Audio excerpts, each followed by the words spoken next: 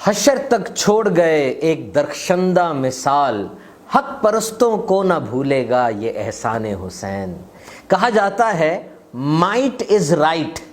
یعنی جس کے پاس دولت ہے، عہدہ ہے، پیسہ ہے، وہ ٹھیک ہے، لیکن کربلا میں سیدنا امام حسین رضی اللہ تعالیٰ عنہ نے ثابت فرمایا کہ رائٹ از مائٹ، جو سچ ہے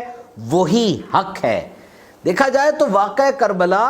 یہ 15 دن کے اندر مکمل ہو جاتا ہے، لیکن امام حسین رضی اللہ تعالیٰ عنہ کی قربانی نے یہ ثابت کر دیا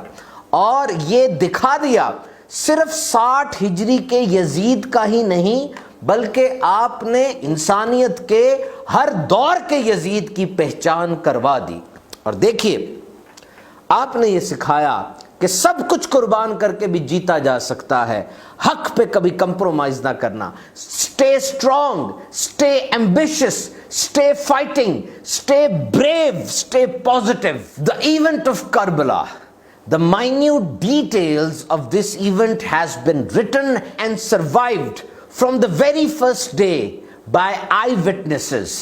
کربلا کے میدان میں ایک ایک ڈیٹیل، ایک ایک جو کلام ہوا، جو واقعہ ہوا، وہ آج بھی کتابوں میں ہمارے پاس محفوظ ہے، اور ہر دور میں آنے والے مورخین، ہسٹورینز اور وہ لوگ جو مشہور ہو جاتے ہیں اپنی فیلڈ میں، ان کی طرف سے اس واقعہ کربلا کو انڈورس ہی کیا گیا۔ تھامس کارلائل لکھتا ہے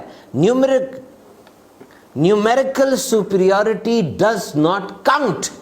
کہ امام حسین رضی اللہ تعالیٰ عنہ نے یہ ثابت فرمایا کہ نیومیریکل سپیریورٹی، کہ کوئی اگر تعداد میں زیادہ ہے، کسی کے پاس اسلحہ زیادہ ہے، تو یہ جیت کا معیار نہیں ہے، بلکہ آپ حق اور سچ ہے تو جیت آپ کی ہے۔ چارلس ڈکنز لکھتا ہے بیٹل آف تھرون، نو، امام Hussein was accompanied by his wife, by his children, and he sacrificed his life purely for Islam۔ کہ امام حسین رضی اللہ تعالیٰ عنہ کے ساتھ تو لشکر آ سکتے تھے، اگر آپ اعلان کر دیتے کتنے لوگ آ جاتے، لیکن آپ نے صرف اسلام کا علم بلند کرنا تھا۔ ولیم میور لکھتا ہے کہ that was a battle between right versus wrong, righteous versus wicked۔ تو 10 محرم الحرام 61 ہجری جمعۃ المبارک کے روز امام حسین اور ان کے رفقا کے جسموں پر تلواروں کا، نیزوں کا برسنا، میدان کربلا میں اہل بیت اطہار اور اس خاندان عالی شان کے نوجوانوں اور بچوں کے لاشوں کا بکھرے ہونا، شہدائے کرام کے سر نیزے پر جو بلند ہوئے، اور یزیدی درندوں کی درندگی